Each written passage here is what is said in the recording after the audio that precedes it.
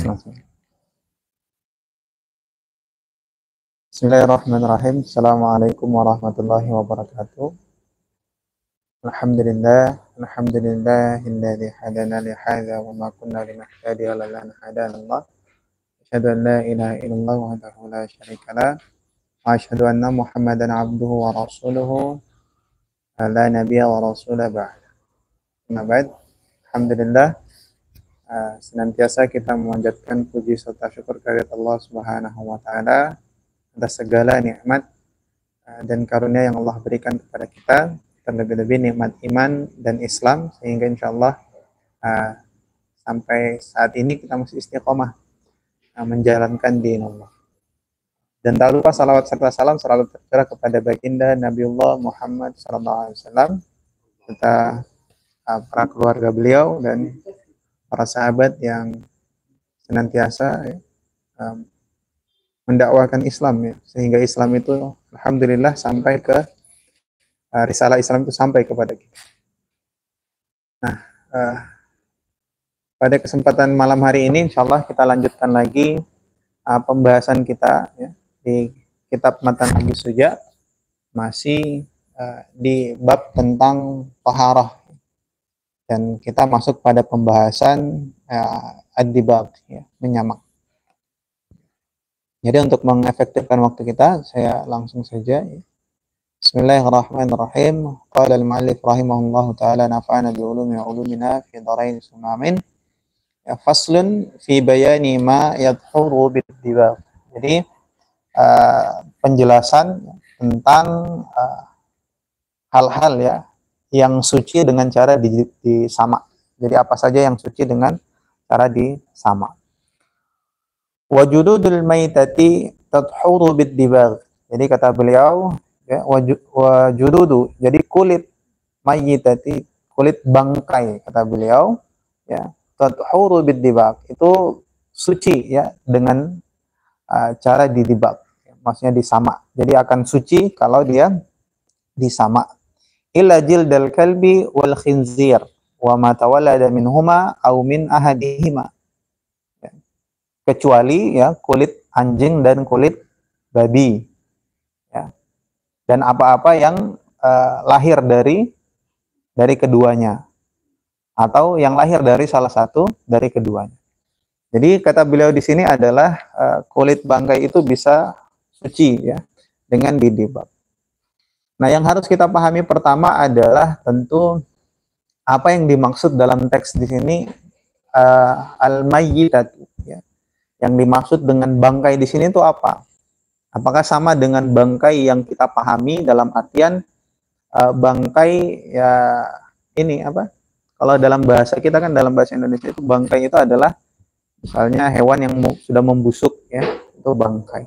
Apakah maknanya sama dengan yang seperti itu? Maka di sini para ulama memberikan definisi. Apa yang dimaksud dengan al-mayyitat? Jadi yang dimaksud dengan bangkai di sini itu apa? Adalah para ulama, yang dimaksud bangkai di sini adalah, ya, yang hilang nyawanya tanpa penyembelihan secara syar'i. Jadi yang dimaksud bangkai dalam konteks pembahasan kita ini adalah bangkai jadi hewan apa saja, ya, hewan apa saja secara umum yang tidak disembelih secara syar'i, maka dia bangkai meskipun dia baru disembelih. Misalnya ada orang menyembelih misalnya hewan tapi tidak dengan cara-cara sembelihan yang syar'i, ya, misalnya disembelih oleh non muslim misalnya, ya. Jadi mohon maaf, dalam mazhab Syafi'i itu sembelihan orang kafir itu tidak halal untuk kita makan, sembelihan orang kafir. Maka meskipun misalnya hewan itu disembelih, tapi kalau disembelihnya oleh orang kafir, maka bagi seorang muslim itu hukumnya sama seperti bangkai. Jadi yang dimaksud bangkai di sini adalah bukan berarti sudah membusuk, tidak. Yang dimaksud bangkai di sini adalah hewan secara umum, ya, yang matinya itu, ya, itu tidak disembelih dengan syar'i. Berarti dia dihukumi bangkai. Jadi hewannya di sini secara umum, ya. Bahkan disebutkan adalah al-ma'kulatu wa ghairiha. Maksudnya hewan yang boleh dimakan ataupun hewan yang tidak boleh dimakan. Nah, yang dimaksud di sini bangkai itu, ya, secara umum itu, ya. Jadi itu yang disebut dengan bangkai dalam pembahasan ini. Jadi hewan apa saja yang tidak disembelih atau hilangnya nyawanya itu bukan karena disembelih secara syar'i. Nah, makanya perlu kita perhatikan ketika kita menyembelih hewan itu mesti dengan cara yang syar'i. Karena kalau tidak memenuhi sembelihan dengan cara yang syar'i, maka dia bisa dihukumi bangkai meskipun baru mati. Nah, begitupun juga hewan buruan. Tapi kalau hewan buruan nanti insya Allah ada pembahasannya di akhir-akhir kitab ini, ada pembahasan khusus tentang kitab perburuan ya. Nah, itu tentang definisi bangkai. Nah, kemudian nanti yang ada kaitannya dengan pembahasan ini yang harus kita pahami adalah tentu kaidah umum tentang hewan ya, tentang kesucian ya, dalam konteks pembahasan suci atau najisnya hewan. Maka dalam mazhab Syafi'i ya, hukum asal seluruh hewan itu yang masih hidup ya. Jadi hukum asalnya seluruh hewan yang masih hidup itu adalah suci, baik dia itu halal maupun haram untuk dikonsumsi, kecuali yang dua tadi ya, kecuali anjing dan babi. Kalau anjing dan babi itu meskipun mereka masih hidup itu dia najis adalah mazhab Syafi'i. Nah, tapi kaidah umumnya adalah hukum asal ya, semua hewan ya, yang masih hidup ya, kecuali dua hewan tadi, anjing dan babi itu, dia hukumnya adalah suci. Nah, jadi hukumnya suci, maksudnya apa? Kalau kita pegangnya tidak perlu kita cuci tangan sampai 7 kali kan. Kalau babi kan, kalau kita air liurnya dan sebagainya itu harus dibersihkan dengan 7 kali basuhan, salah satu diantaranya dengan tangan untuk mensucikan. Nah, jadi hukum asal semua hewan itu kecuali anjing dan babi itu hukum asalnya suci ketika mereka masih hidup. Ya. Itu kaidah yang pertama. Kemudian yang kedua adalah hewan yang halal dimakan ya. Jadi hewan yang boleh atau halal dimakan bila matinya karena disembelih ya, secara syar'i, maka dia hukumnya suci, tidak najis. Jadi hewan yang halal dimakan kemudian dia disembelih dengan cara yang syar'i, maka dia hukumnya suci. Sebaliknya, kalau hewan yang halal dikonsumsi kemudian dia disembelih tapi tidak dengan cara yang syar'i, maka statusnya adalah bangkai. Artinya dia najis bagi seorang muslim. Ya. Nah, itu yang kedua. Kemudian yang ketiga adalah hewan yang haram dimakan atau hewan yang tidak boleh dikonsumsi ya. Ya, tentu dalam kita seorang muslim ada hewan-hewan kategori yang tidak boleh kita konsumsi atau dilarang ya, kita dikonsumsi. Nah, bagi hewan yang kita dilarang untuk mengkonsumsi atau hewan yang haram dikonsumsi ya, maka jika dia mati, maka hukumnya adalah najis, baik dia disembelih secara syar'i maupun tidak. Misalnya apa yang hewan yang haram dikonsumsi selain babi dan anjing misalnya yang sudah jelas. Misalnya apa, buaya ya. Menyembelih buaya meskipun disembelih dengan seorang muslim ya, disembelih oleh seorang muslim, kemudian dibacakan basmalah dan sebagainya ya, menyebut nama Allah ketika menyembelih, maka karena hukum asalnya buaya itu ada haram dikonsumsi bagi seorang muslim, maka ketika dia mati sembelihan itu ya tetap dia disembelih dengan cara syar'i ataupun tidak, maka dia dihukumi sebagai bangkai. Nah, itu dalam konteks pembahasan najis dan tidaknya hewannya, statusnya. Yang ada kaitannya nanti dengan menyamak kulit, karena yang faktanya yang disamak kulitnya itu adalah hewan. Ya. Jadi itu yang pertama. Jadi tentang definisi bangkai dan hal-hal yang terkait nanti dengan kulit hewan. Ya. Dalam hal ini status hewan itu najis atau tidak. Ya. Dalam ketika dia mati. Nah, kemudian beliau mengatakan ya, wajuludul mayyitati ya tathuru bid-dibab. Jadi kulit bangkai itu suci ya, atau dapat disucikan dengan cara disamak. Ya. Nah, kalau sekarang mungkin sudah jarang ya kita temui. Tapi kalau di Arab dahulu ya, termasuk di masa Nabi, itu ada, nanti kita kenal ya, beberapa penggunaan kulit hewan untuk dimanfaatkan. Misalnya seperti tempat air minum. Ya, kalau kita pernah lihat ya, ada tempat air minum yang bentuknya kayak corong ya, terus dia besar di bawah. Itu yang sering dibawa oleh orang-orang Arab, ya, orang-orang Arab atau orang-orang di zaman dulu ketika mereka melakukan safar. Biasanya mereka bawa itu, atau mereka melakukan perang ya. Jadi mereka biasanya ada tempat air dan itu terbuat dari kulit. Itu terbuat dari kulit. Makanya pembahasan dibak itu, pembahasan menyamak itu nanti koneknya ke situ. Nah, atau bahkan ada yang digunakan untuk wadah atau baju ya, baju dari kulit hewan ya, baju perang dan lain sebagainya. Nah ini korelasinya nanti dengan pembahasan dibak itu. Kapan misalnya kulit hewan itu bisa digunakan? Kalau misalnya kulit hewannya itu misalnya berasal dari hewan yang memang disembelih secara syar'i, maka dia bukan bangkai ya. Jadi bukan itu yang kita bahas.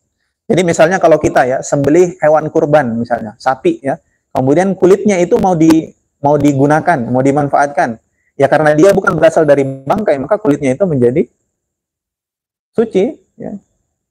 Nah, jadi perlu enggak misalnya disamak kulit sapi yang hasil dari kurban? Ya dia tidak perlu disamak, dibersihkan saja. Karena fungsinya dibak itu menyamak itu adalah mensucikan. Ya. Jadi dia fungsinya mensucikan. Jadi kalau berasal dari memang bangkai, entah itu hewan yang boleh dimakan atau hewan yang tidak boleh dimakan.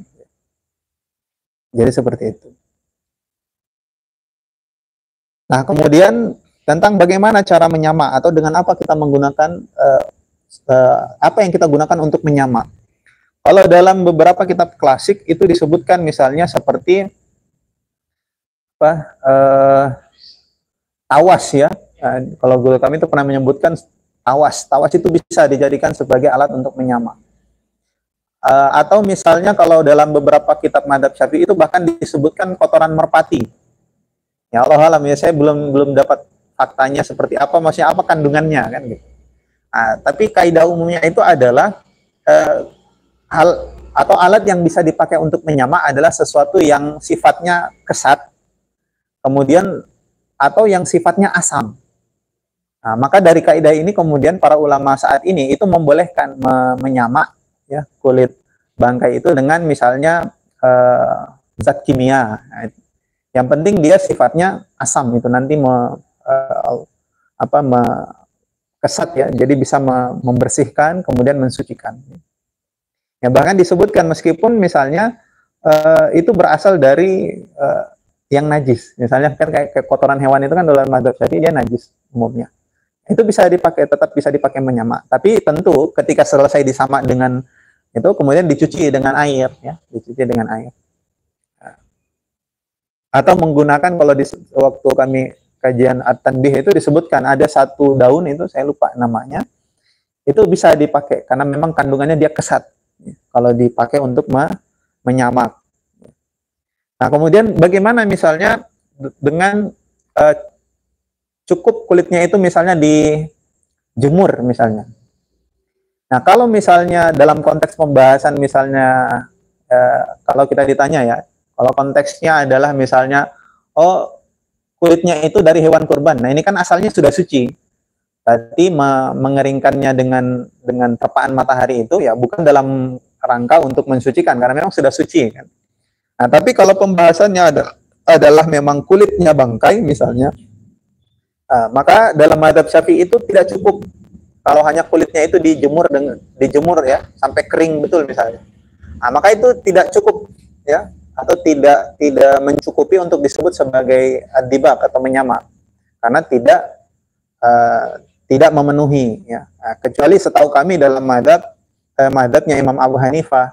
Kalau dalam madzhabnya Imam Abu Hanifah itu boleh atau memenuhi syarat kalau misalnya dibaknya itu hanya dengan atau menyamaknya itu hanya dengan cara menjemurnya di terik matahari misalnya sampai kering. Tapi dalam madzhab kita, dalam madzhab Syafi'i itu tidak memenuhi atau belum memenuhi syarat disebut dibak. Jadi dibak itu harus menggunakan sesuatu yang kasat ya atau asam sifatnya.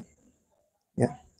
Nah kemudian yang perlu diperhatikan lagi ketika menyamak kulit hewan adalah sebelum kita menyamak, maka yang harus kita pastikan adalah kulit itu bersih dari sisa-sisa daging atau sisa-sisa lendir, cairan-cairan hewan itu yang bisa mengakibatkan pembusukan atau keluarnya bau busuk. Nah, makanya kan harus dibersihkan betul, ya. Jadi tidak ada yang tersisa dari daging-daging yang menempel di kulit atau misalnya cairan-cairan yang menempel di kulit bangkai tersebut. Nah, ini seperti itu. Nah, kemudian yang terkait lagi dengan adibat itu adalah misalnya bagaimana hukum memakan kulit bangkai hewan yang halal, ya. Maksudnya hewan yang halal dimakan, ya contohnya domba kah atau kambing kah, kemudian dia matinya itu bukan karena disembelih secara syar'i, ya, entah itu dia mati ditabrak misalnya, ya, mati ditabrak, kemudian kulitnya kita ingin manfaatkan, ya biasanya kan kalau di Jawa itu dijadikan kerupuk atau apa. Nah, apakah boleh? Karena kan hukum dia apa statusnya bangkai kan, tapi sudah disamak, berarti sudah suci kan, sudah disamak, sudah suci. Nah, pertanyaannya adalah apa hukumnya? Yang sering muncul itu adalah apa hukumnya memakan, mengkonsumsi, ya? Misalnya kulit bangkai yang sudah disamak, yang berasal dari hewan yang halal dimakan. Maka di sini dalam madzhab Syafi'i, dua ulama besar madzhab Syafi'i itu berbeda pendapat. Misalnya Imam Ar-Rafi'i mengatakan hukumnya boleh. Ya boleh itu ya tidak diharamkan, tidak pula diwajibkan, tidak pula dianjurkan, ya tidak pula dilarang, ya mubah, ya, seperti itu. Kata Imam Ar-Rafi. Tapi berbeda dengan Imam Ar-Rafi, Imam An-Nawawi kemudian mengharamkannya. Jadi kalau Imam Nawawi dia mengatakan tidak boleh dimakan, bahkan ketidakbolehannya itu jatuh hukumnya haram. Yang kenapa? Karena berasal dari bangkai, kata beliau. Ya. Allah alam bisawab. Ini dua pendapat dari dua imam besar dalam madzhab Syafi'i. Nah, itu tentang ad-dibag, ya. Jadi mensucikan kulit bangkai. Sekali lagi, bangkai yang dimaksud di sini adalah bukan hewan yang sudah membusuk, tidak. Kalau yang sudah membusuk itu sudah jelas, dia hukumnya apa? Kalau hukum bangkai yang dimaksud di sini busuk itu yang sudah membusuk, ya dia sudah sesuatu hal yang najis. Tapi yang dimaksud di sini bangkai adalah yang matinya itu, ya, tidak disembelih dengan secara syar'i. Ya. Nah, kemudian illa jiddal kalbi wal khinzir wa ma tawalada minhuma au min ahadihima. Nah, di sini muncul pertanyaan, kenapa kemudian uh, yang dikecualikan itu adalah kulit babi dan kulit anjing, atau yang lahir dari keduanya atau salah satu dari keduanya misalnya. Nah, dijelaskan oleh Syekh Majid Al-Hamwi di sini bahwa kenapa kemudian babi dan anjing itu dikecualikan. Karena kata beliau, Syekh Majid Al-Hamwi di sini adalah karena keduanya itu, ya, pada dasarnya itu dia sudah najis. Maksudnya dia hidup saja sudah najis. Jadi anjing dan babi itu dalam kondisi dia hidup saja itu dinajiskan, ya, dinajiskan. Maka ketika dia sudah mati atau menjadi bangkai, maka tidak bisa kemudian dia diubah menjadi suci hanya dengan dibak. Karena posisi ad-dibak itu atau posisi menyamak itu adalah misalnya dari hewan yang dia itu hidupnya dia itu suci. Ketika dia masih hidup itu suci statusnya.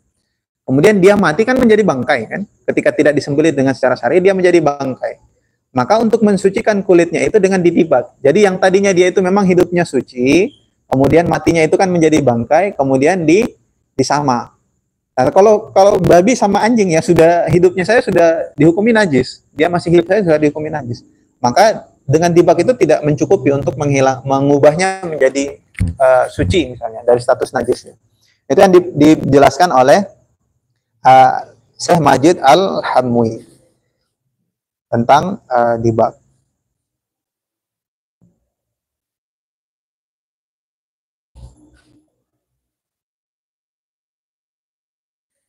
Nah, kemudian berikutnya adalah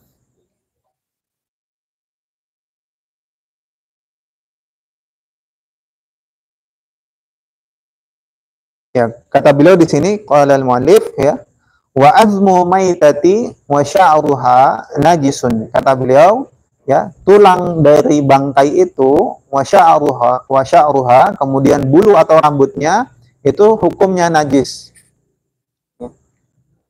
Illa adami, kecuali bangkai manusia. Kalau bangkai manusia dia hukumnya tidak najis ya. Dalilnya jelas ya. Nanti kita sebutkan di penjelasannya. Ya, jadi pertama wa'admu mayyitat. Nah, kenapa kemudian kata Syekh Majid Al-Hamwi ya, ketika beliau menjawab, kenapa kemudian tulangnya bangkai ya, tulangnya bangkai hewan, kemudian rambutnya ya, atau bulunya itu kenapa kemudian disebut najis ya? Nah, kata beliau li'annahuma, karena keduanya itu yaitu tulang, bulu atau rambut itu min ajza'i mayyitati, bagian dari bangkai, maka dihukuminya bangkai. Karena dia bagian dari bangkai, maka dia dihukuminya sama dengan bangkai. Kata beliau wal mayyitatu najisatu liqaulihi ta'ala. Jadi bangkai itu hukumnya najis berdasarkan firman Allah Subhanahu wa taala dalam Quran surah Al-Maidah ayat 3 ya, kata beliau. Jadi a'udzubillahi minasyaitonirrajim ya, hurrimat 'alaikumul maitatu, kata Allah Subhanahu wa taala dalam Quran surah Al-Maidah ayat 3. Nah, kemudian Syekh Majid Al-Hamwi menjelaskan ya dari ayat tersebut ya. Kata beliau wa tahrimu ma laisa biharami wala darari fi aklihi. Kata beliau, jadi wa tahrimu, jadi pengharaman ma laisa biharami wala darari fi ma'kul fi aklihi ya, mohon maaf. Jadi kata beliau pengharaman terhadap sesuatu yang sesuatu itu tidaklah haram ya. Jadi pengharaman kepada sesuatu yang dia itu sebenarnya tidak haram ya. Maksudnya sebelum dia menjadi bangkai itu kan tidak haram, artinya dia halal dimakan, misalnya seperti domba dan sebagainya. Nah, kalau yang haram dimakan sudah jelas dia kan. Makanya yang kata beliau ya, jadi pengharaman kepada sesuatu yang tidak haram ya, wala barari, kemudian tidak pula berbahaya fi aklihi, ketika memakannya. Jadi kan